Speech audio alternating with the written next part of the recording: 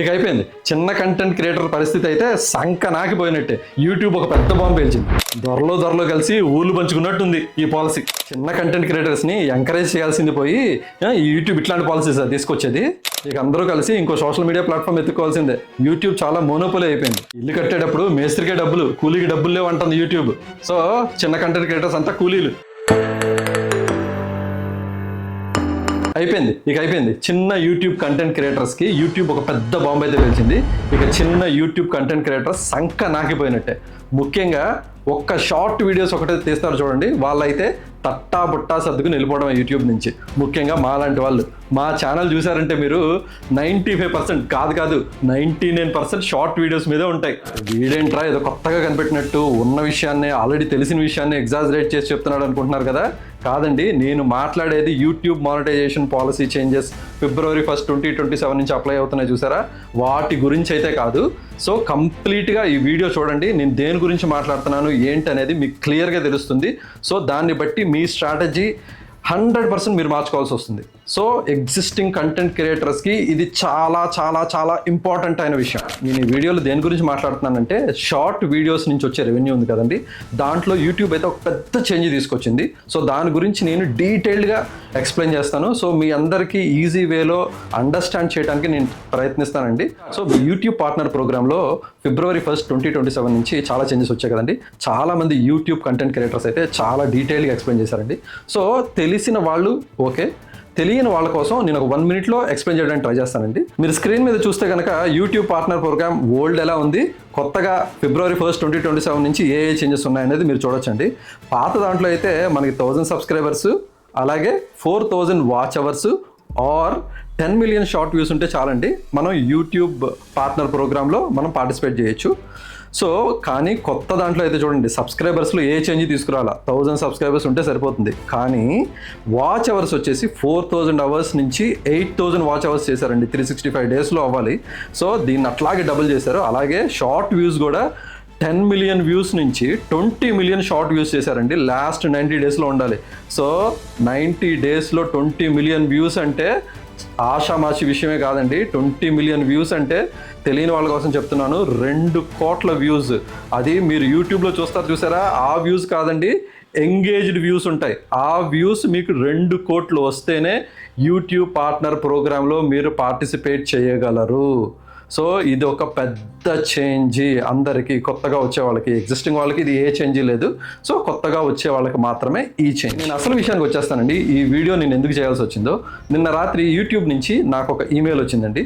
Updated YouTube monetisation policy అని, acceptance by January 31 అని చెప్పి. నేను క్యాజువల్గా స్క్రోల్ చేస్తూ ఉన్నా, ఏముంది చాలామంది కంటెంట్ క్రియేటర్స్ చెప్పారు కదా ఈ చేంజెస్ అన్నీ కొత్త వాళ్ళకి అప్లికబుల్.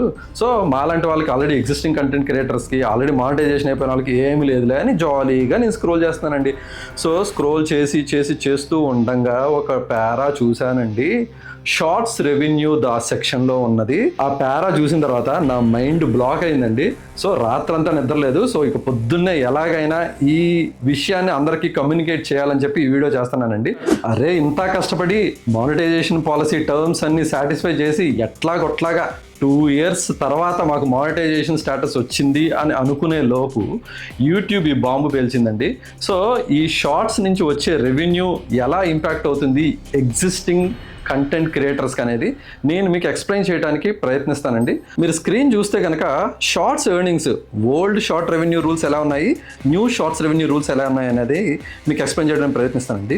ఓల్డ్లో ఒక్కసారి మీరు యూట్యూబ్ పార్ట్నర్ ప్రోగ్రాంలో పార్టిసిపేట్ అయ్యారు అంటే కనుక మీకు ప్రతి నెల మీ షార్ట్స్కి క్రియేటర్ పూల్లో నుంచి మనీ అయితే వస్తుందండి. మీరు అప్లోడ్ చేసిన షార్ట్స్కి based on your number of views, దాన్ని బట్టి మీకు రెవెన్యూ అనేది జనరేట్ అవుతూనే ఉంటుందండి.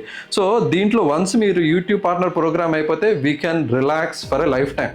ఎక్కడ ఓల్డ్ రూల్స్లో. కానీ న్యూ రూల్స్లో అలా కుదరదు. మీరు షార్ట్స్ నుంచి రెవెన్యూ సంపాదించాలి అంటే కనుక, నేను కొత్త పేరా చెప్పాను కదండి, ఆ కొత్త పేరా సారాంశం ఏంటో నేను మీకు ఎక్స్ప్లెయిన్ చేయడానికి ట్రై చేస్తాను చూడండి. మీరు ఒక్కసారి యూట్యూబ్ పార్ట్నర్ ప్రోగ్రాంలో పార్టిసిపేట్ అయితే సరిపోదండి. సో మీరు షార్ట్స్ నుంచి రెవెన్యూ కావాలంటే ఈ కొత్త రూల్స్ ప్రకారం మీకు 10 million వ్యూస్ అనేది పాస్ట్ 90 డేస్లో ఉండవలసిందే. ఇప్పుడు మీరు ఆగస్టులో మీకు యూట్యూబ్ రెవెన్యూ షార్ట్స్ నుంచి రావాలంటే మే, జూన్, జూలై ఈ 3 నెలల్లో మీకు 10 మిలియన్ వ్యూస్ షార్ట్స్లో ఉండవలసిందే. అప్పుడే మీకు షార్ట్స్ క్రియేటర్ పూల్లో నుంచి మనీ అయితే సంపాదించవచ్చు. సో ఇది ఒక పెద్ద అప్డేట్ అండి. సో అసలు ఎవ్వరూ ఎక్స్పెక్ట్ చేయలేదు ఇట్లా చేస్తారని చెప్పి.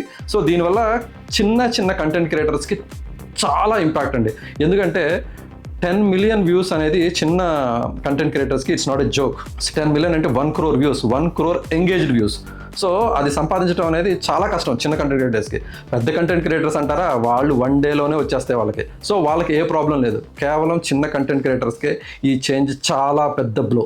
చాలా మంది ఎగ్జిస్టింగ్ కంటెంట్ క్రియేటర్స్కి అయితే ఈ షార్ట్స్ నుంచి రెవెన్యూ ఎలా జనరేట్ అవుతుంది ఏంటనేది తెలుసండి. సో తెలియని వాళ్ళ కోసం నేను డీటెయిల్డ్గా ఎక్స్ప్లెయిన్ చేస్తానండి. సో వాచ్ చేయండి, ఇది చాలా హెల్ప్ఫుల్గా ఉంటుంది మీకు అండర్స్టాండ్ చేసుకోవడానికి. మీ ఎగ్జిస్టింగ్ స్ట్రాటజీని చేంజ్ చేసుకోవడానికి కూడా ఇది చాలా హెల్ప్ఫుల్ అవుతుందండి. సో ఇప్పుడు లాంగ్ వీడియోస్ లాగా కాదండి, షార్ట్ వీడియోస్కి మనం వ్యూస్ని బట్టి వచ్చేస్తాయని అనుకోవడం కాదండి. సో యూట్యూబ్ ఎలా డిజైన్ చేసిందంటే షార్ట్స్ నుంచి రెవెన్యూ. సో మీరు స్క్రోల్ చేస్తూ ఉంటారు, మా ఛానల్ వీడియోస్ వస్తాయి, పక్కన ఛానల్ వీడియోస్ వస్తాయి, అన్ని ఛానల్ వీడియోస్ వస్తాయి, మధ్యలో యూట్యూబ్ వచ్చేసి యాడ్స్ ప్లేస్ చేస్తుందండి. సో దాంట్లో ఈ యాడ్స్ నుంచి వచ్చే రెవెన్యూ అంతా ఒక పూల్లో పెడతారండి. సో షార్ట్స్ క్రియేటర్ పూల్ అని చెప్పేసి. సో ఆ పూల్లో యూట్యూబ్ 55% ఆఫ్ ది మనీ వాళ్ళు తీసుకుంటారండి. ఫస్ట్ యూట్యూబ్ తీసేసుకుంటారు 55% of the money from shorts creator పూల్లో నుంచి. సో ఆ బ్యాలెన్స్ 45% ఉంది చూసారా, ఈ 45% divided by number of views per each creator. So వాళ్ళ వ్యూస్ని బట్టి ఈ పూల్ డివైడెడ్ బై చేస్తే ఈచ్ వన్కి ఎంత వస్తుంది అనేది మీకు చూడొచ్చండి. నేను మొదటి నుంచి కూడా ఇది చిన్న కంటెంట్ క్రియేటర్స్కే ఇంపాక్ట్ అని చెప్తున్నా కదండి.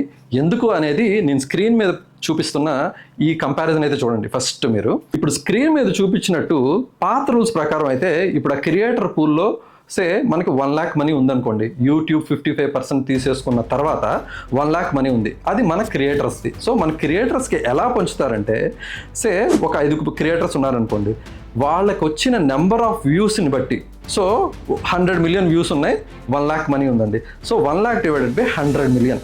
సో ఫస్ట్ 50 మిలియన్ వచ్చిన వాళ్ళకి 50,000, 20 మిలియన్ వచ్చిన వాళ్ళకి 20,000, 5 మిలియన్కి 5,000, 3 మిలియన్కి 3,000, 2 మిలియన్కి 2,000. So it's simple. So even 2 million వచ్చిన వాళ్ళకి కూడా మనీ వచ్చేది ఎప్పుడు, కరెంట్ యూట్యూబ్ మానిటైజేషన్ పాలసీస్లో. కానీ కొత్త రూల్స్ ప్రకారం అయితే చూడండి, కొత్త రూల్స్లో చూసారంటే మీరు 57 మిలియన్ వ్యూస్ ఉన్నాయి కదండి. సో దాంట్లో 12 మిలియన్ వచ్చిన వాళ్ళకి వచ్చేస్తుంది మనీ, 15 మిలియన్ వచ్చిన వాళ్ళకి వచ్చేస్తుంది మనీ. ఇక 8 మిలియన్ వాళ్ళకి, 5 మిలియన్ వాళ్ళకి, 3 మిలియన్ వాళ్ళకి 0. మీకు ఏమీ రాదు. మీరు 90 డేస్లో గనక ఆ 10 మిలియన్ క్రైటీరియా సాటిస్ఫై చేయకపోతే మీకు షార్ట్స్ నుంచి వచ్చే రెవెన్యూ 0. మన తెలంగాణ భాషలో చెప్పాలంటే దొరలో కలిసి రాజ్యాలు పంచుకున్నట్టుంది. సో పెద్ద క్రియేటర్స్కి ఆల్రెడీ ఒక గుడ్ అమౌంట్ ఆఫ్ మనీ అయితే వస్తుంది. సో ఇప్పుడు ఈ చేంజ్ వల్ల వాళ్ళకి ఇంకా బెటర్ ఇన్కమ్ వస్తుంది. కానీ చిన్న కంటెంట్ క్రియేటర్స్కి 0 వచ్చేది. ఇంకా సింపుల్గా అర్థమయ్యే భాషలో చెప్పాలంటే ఇప్పుడు ఒక డాక్టర్ని తీసుకున్నాం అనుకోండి, డాక్టర్ చాలా కష్టపడి 5 years, 6 years, 8 years చాలా కష్టపడి చాలా ఎగ్జామ్స్ రాసి పాస్ అయ్యి ఫైనల్గా డాక్టర్ అనిపించుకుంటారు. సో డాక్టర్ పాస్ అయిన తర్వాత కూడా ప్రతి 90 రోజులకి నువ్వు ఒక ఎగ్జామ్ రాయాలి, ఆ ఎగ్జామ్లో పాస్ అయితేనే నువ్వు డాక్టర్గా క్వాలిఫై అవుతావు అని అంటే ఎవరు జాయిన్ అవుతారండి డాక్టర్ కోర్సులో? అదే రకంగా మన యూట్యూబ్ కంటెంట్ క్రియేటర్స్ కూడా అలానే చేశారు. సో ప్రతి 90 డేస్లో నీకు 10 మిలియన్ వ్యూస్ ఉండాల్సిందే నీకు రెవెన్యూ కావాలంటే. అది చిన్న కంటెంట్ క్రియేటర్స్కి అసాధ్యం. ఎందుకంటే నేను ఈ కంటెంట్ క్రియేషన్ స్టార్ట్ చేసి 2 years అయిందండి. So first year zero money, second ఇయర్లో మానిటైజేషన్ స్టార్ట్ అయింది. స్టార్ట్ అయిన తర్వాత చాలా స్లో గ్రోత్ అండి, చాలా స్లో గ్రోత్. సో ఈ యూట్యూబ్ ఆల్గారిథం ఎట్లా వర్క్ అవుతుంది ఏంటి అనేది no one knows about it. So ఎవరు ఇప్పటిదాకా దాన్ని క్రాక్ చేయలేరు కూడా. సో ఈవెన్ సురేష్ గురు లాంటి వాళ్ళ ఫేమస్ వాళ్ళని కూడా తీసుకుంటే ఆయన ఎక్స్పీరియన్స్ చూస్తే కనుక మీరు, ఆయన చాలా ఛానల్స్ క్రియేట్ చేశారు, చాలా పేర్లతో క్రియేట్ చేశారు, చాలా సంవత్సరాలు స్ట్రగుల్ చేశారు. సో సడన్గా I think 1 reel got click. So అక్కడి నుంచి ఆయన ప్రయాణం సాగిందండి. యూట్యూబ్ చిన్న కంటెంట్ క్రియేటర్స్ని ఎంకరేజ్ చేయకుండా చాలా డిస్కరేజ్ చేస్తుందండి ఇట్లాంటి పాలసీస్ తీసుకొచ్చి. ఇది చాలా డిస్కరేజింగ్గా ఉంది నాకైతే, నా ఒపీనియన్లో. సో మీ ఒపీనియన్ కూడా ఏంటనేది కింద కామెంట్ సెక్షన్లో కంపల్సరీగా కామెంట్ చేయండి. అలాగే రెవెన్యూ రెవెన్యూ పూల్ గురించి నేను డీటెయిల్గా ఎక్స్ప్లెయిన్ చేశాను. సో ఎవరికైనా మీకు ఏ క్లారిటీ ఏమన్నా కావాలంటే జస్ట్ కామెంట్లో తెలపండి. So I will try to address those queries. నా ఒపీనియన్లో అయితే అండి ఈ యూట్యూబ్ చాలా మోనోపోల్ అయిపోయిందండి. అందుకనే ఇటువంటి పాలసీస్ తీసుకొస్తుంది అనేది నా అభిప్రాయం. సో ఏదో ఒక కొత్త ప్లాట్ఫామ్ రావాలి. సో వస్తే కనుక ఈ కంటెంట్ క్రియేటర్స్కి చాలా హెల్ప్ఫుల్గా ఉంటుందని నా అభిప్రాయం అండి. సో ఆల్రెడీ మీరు అనొచ్చు ఇన్స్టాగ్రామ్ ఉంది, ఫేస్బుక్ ఉందని. ఇన్స్టాగ్రామ్ వాడైతే నీ సావు నువ్వు సావు, నేను ₹1 కూడా ఏమనంటాడండి ఇన్స్టాగ్రామ్ వాడు. సో మ్యాక్సిమం మనకి ఇన్స్టాగ్రామ్ నుంచి వచ్చేది మనీ ప్రమోషన్స్ ద్వారానే. ఆ ప్రమోషన్స్కి అయితే ఇక చెప్పనవసరం లేదు. సో మనమే ఏదో ఒక ప్రోడక్ట్ ఏదన్నా ప్రమోట్ చేసామే అనుకోండి, మనమే ఆ ప్రోడక్ట్ని మ్యానుఫ్యాక్చర్ చేసినట్టు, మనమే ఆ ప్రోడక్ట్ని కనిపెట్టినట్టు, ఆ ప్రోడక్ట్లో ఏమన్నా ఫాల్స్ ఉంటే మనమే బాధ్యత అన్నట్టు బూతులు తిడతారండి ఇన్స్టాగ్రామ్ కామెంట్స్లో చూస్తాం కదా మేము. సో మేము వచ్చేసి ఈ 2000కో 3000కో ఒక ప్రమోషన్ చేస్తాం. సో ప్రమోషన్ చేసినంత మాత్రాన మేమే రెస్పాన్సిబుల్, మీరే ఆ ప్రోడక్ట్ మీ వల్లే కొన్నాము అది అంటే ఎలాగండి? సో అది మీ జడ్జిమెంట్కి వదిలేస్తున్నాను నేను. సో చాలామంది కంటెంట్ క్రియేటర్స్ నాతో ఏకీభవిస్తారు, బట్ కస్టమర్స్ విభేదిస్తారు డెఫినెట్గా. ఒక పెద్ద సెలబ్రిటీ ఒక అడ్వర్టైజ్మెంట్ ఇచ్చాడంటే నేను పేర్లు తీసుకోను కానీ, సో ఎవరన్నా థమ్స్అప్ కానీ అట్లాంటి వాటికి, సో అవన్నీ హెల్త్కి మంచివి కాదండి. సో ఒక పెద్ద సెలబ్రిటీస్ అట్లాంటి అన్నిటికీ బ్రాండ్ అంబాసిడర్లుగా ఉండి so they are making money. So Shahrukh Khan గారిది మీరు ఒక ఇంటర్వ్యూ చూస్తే కనుక ఒక క్వశ్చన్ అడుగుతాడు interviewer. People like you should not identify with and advertise soft drinks. He says soft drinks are bad. Children see you and start drinking it themselves. And he appealed to you not to advertise. I would appeal to any authority like that. Ban it. Don't let it sell in our country. Smoking is bad. Don't let production of cigarettes go on in this country. If you think cold drinks are bad, do not let them. If it's poisoning our people, do not let it be made. And see, my logic is, you are not stopping it because it gives you a revenue. Let's be honest about it. You're not stopping certain products if you think they're harmful, but they're revenue to the government. Don't stop my revenue. I'm an actor. I'm supposed to do a job and get revenue from it. And very clearly, I mean, if you think something is wrong, stop it. ఈ కొత్తగా వచ్చిన shorts revenue policy ఎలా ఉందంటే అండి, నా ఇల్లు కట్టేది మేస్త్రే, నేను డబ్బులు ఇచ్చేది మేస్త్రికి మాత్రమే, ఆ కింద కూలీలు పనిచేస్తారు చూడండి, ఇటుకలు మోసేది, సిమెంట్లు కలిపేది, వాళ్ళందరికీ నాకు సంబంధం లేదు, నా ఇల్లు కట్టేది మేస్త్రే, సో ఆ మేస్త్రికే డబ్బులు ఇస్తాను అన్నట్టుందండి. నేను మాట్లాడిన మాటలు మీకు అర్థమైతే వాడుకోండి, అర్థం కాకపోతే వదిలేయండి. అర్థమే లేదంటారా, నన్ను క్షమించండి బాబు. ఇదేనండి నా ఫ్రస్ట్రేషన్. రాత్రి ఆ యూట్యూబ్ నుంచి వచ్చిన మెయిల్ చూసినప్పటి నుంచి నిద్రలేదు. మీతో ఈ విషయాన్ని ఎలాగోలా షేర్ చేసుకోవాలని పొద్దున్నే లేచి ఈ వీడియో చేస్తున్నాను. సో కొత్తగా యూట్యూబ్లోకి ప్యాషన్తో వచ్చేవాళ్ళు ఆలోచించుకురండి. సో నన్ను అడిగితే ఆలోచించాల్సిన అవసరం కూడా లేదు. సో రావాల్సిన అవసరం అస్సలు లేదు. సో ఎందుకంటే అల్టిమేట్గా మనీ, మన మిడిల్ క్లాస్ వాళ్ళకి మనీ లేదే so nothing moves in life. So money అనేది చాలా చాలా ఇంపార్టెంట్. సో యూట్యూబ్ మనం పెట్టే ఎఫర్ట్కి వాళ్ళు ఇచ్చే revenue know where match. So మీరు ఎగ్జిస్టింగ్ కంటెంట్ క్రియేటర్స్ నాతో ఏకీభవిస్తారు. సో కొత్తగా వచ్చే వాళ్ళని నేను డిస్కరేజ్ చేస్తానని అయితే అనుకోవద్దండి. సో ఎందుకంటే మేము ఆల్రెడీ దీంట్లో ఉన్నాము, ఈ ఫీల్డ్ చూసాం కాబట్టి చెప్తున్నాము. So someone may accept my statement, someone may reject, so someone may differ, so that's fine. But నా ఒపీనియన్ అయితే నేను ఎక్స్ప్రెస్ చేస్తానండి. సో ఈ ఫ్రస్ట్రేషన్ ఇంతటితో ముగిస్తాను. Signing off for the day, a member of Riyansh gang. Bye.